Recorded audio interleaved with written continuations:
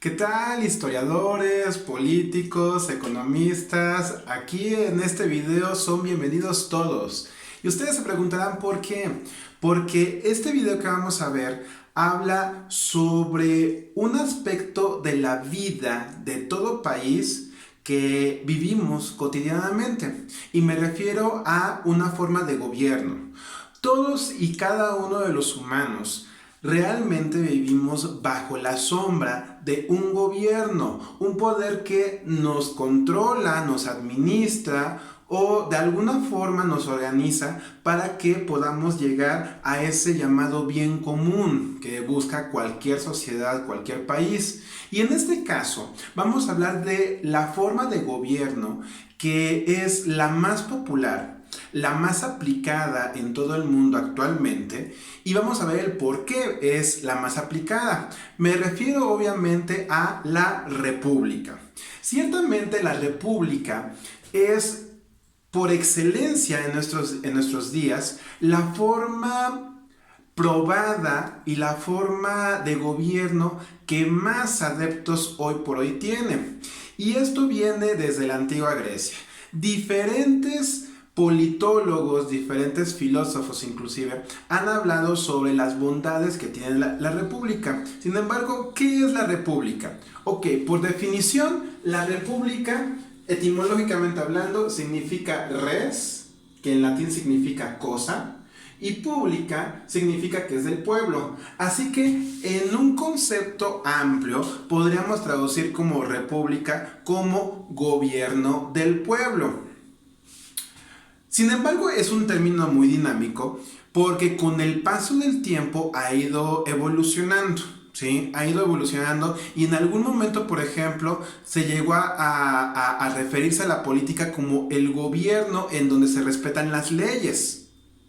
De algo estamos seguros, es de que la república siempre va a ser un término que está en contra de la monarquía absolutista. ¿Esto por qué?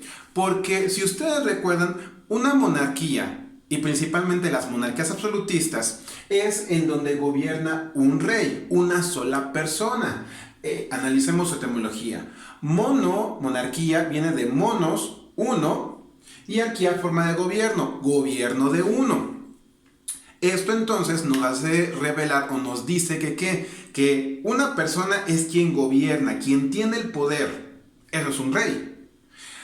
En contraparte, la república, no importa en qué tiempo lo estemos analizando, se caracteriza por la división de poderes.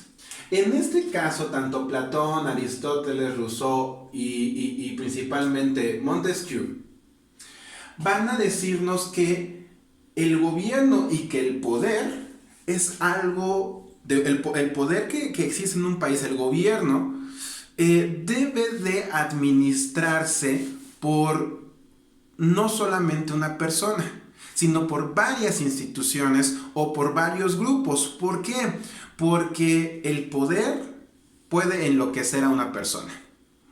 Vean a todos los reyes que han tenido el poder absoluto, pues tienden a hacer excesos de poder o excesos de acciones que no deberían. Bueno, así que entonces, si mientras la monarquía nos dicen que es el poder de todo el país, que gobierna un país, lo tiene una sola persona, en la república no. El poder se divide en tres aspectos o en tres instituciones. A saber, debe de haber, según Montesquieu, según cualquier politólogo, es el legislativo, el ejecutivo y el judicial. Estos tres son en lo que se debe al menos dividir. Inclusive Platón dice que se debería dividir en 10 poderes, es decir, en 10 instituciones que administren el poder. ¿Y esto por qué?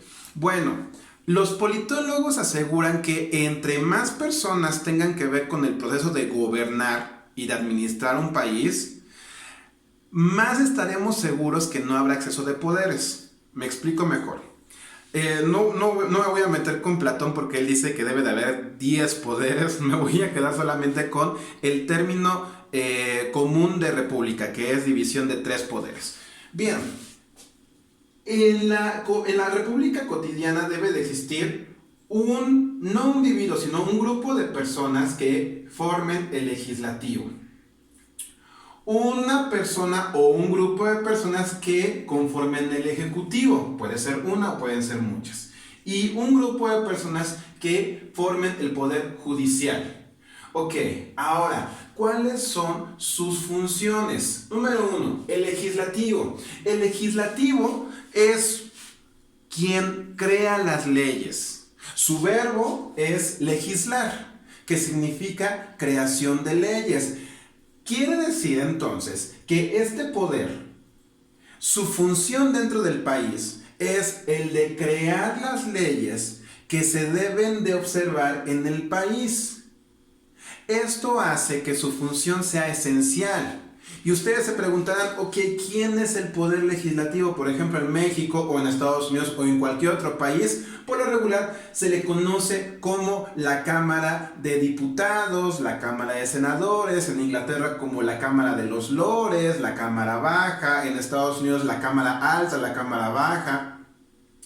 Pero es un grupo de personas que su función es crear las leyes que se consideren necesarias para el país. Si el país necesita en este momento castigar más severamente un delito, ok, se debe hacer una ley, que esa ley la va a hacer exclusivamente este poder, esta cámara o este poder que se llama el legislativo. Su función es simplemente legislar.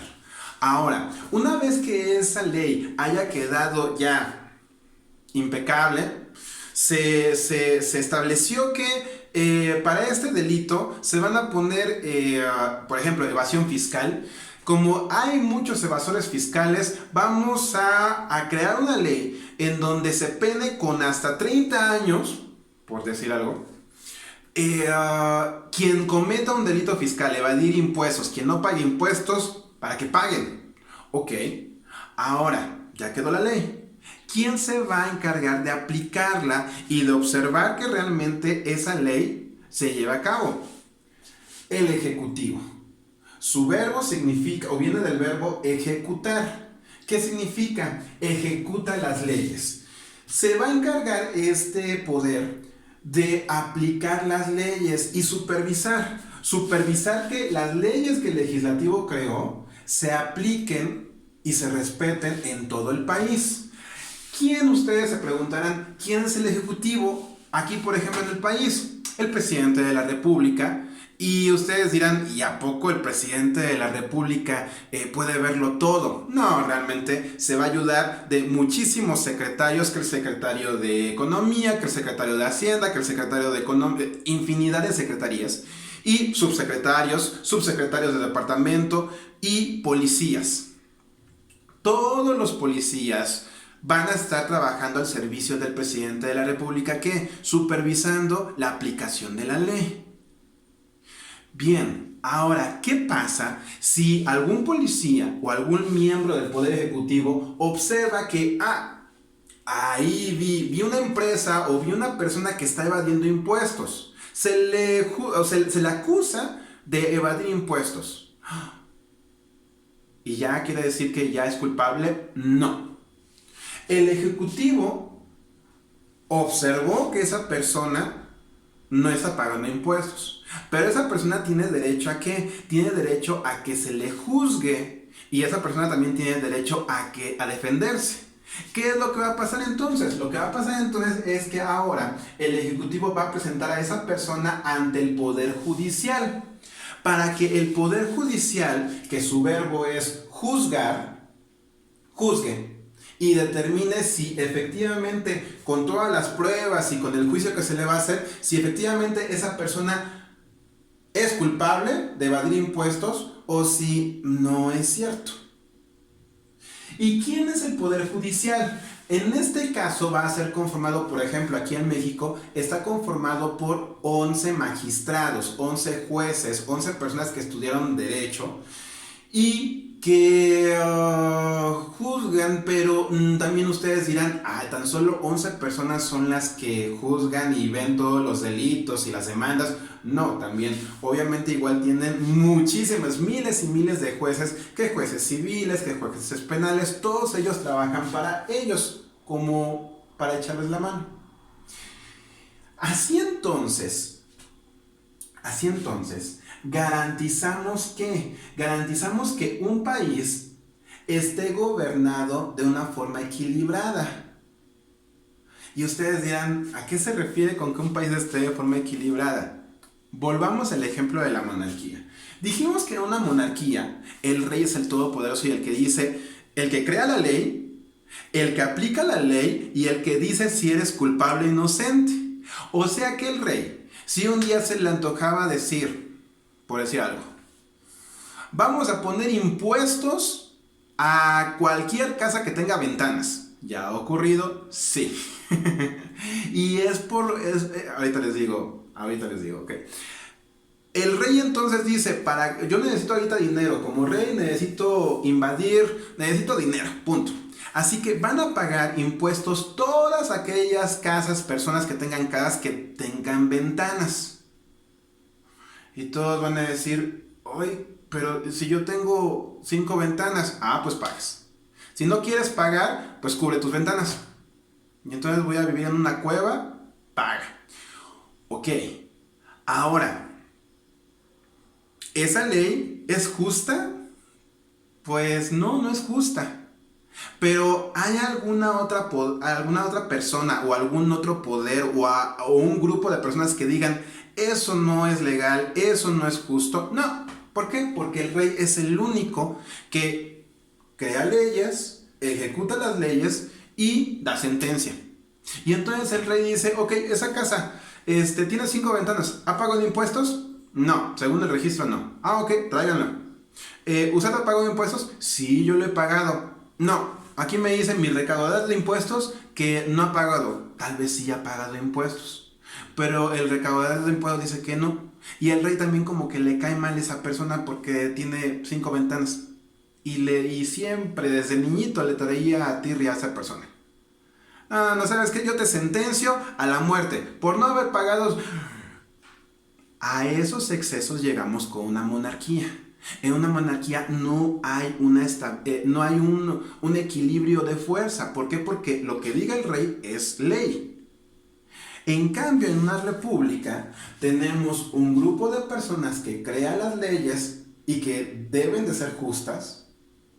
Hay un grupo de personas que ejecutan esas leyes. Y el hecho de que esa persona arresta, supervisa o diga que tú violas una ley, no se queda ahí.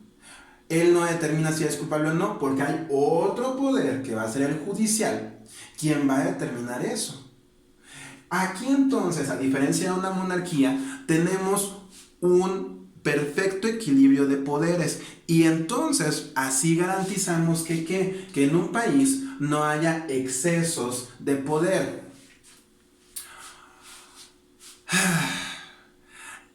El sistema republicano es perfecto. A comparación de la monarquía, podemos decir que tiene más éxito, ¿sí? Pero también siempre va a tener sus cosas.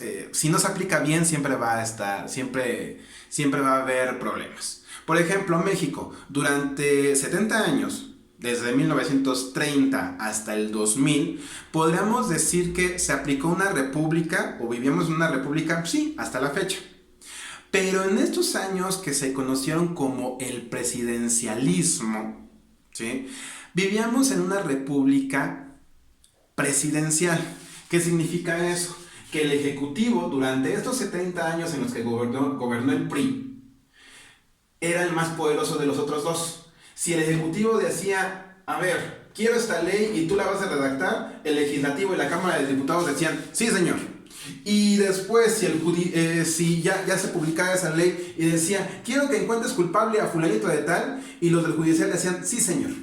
Para que una república realmente funcione, debe de haber realmente un equilibrio de fuerzas y debe de haber autonomía entre los poderes.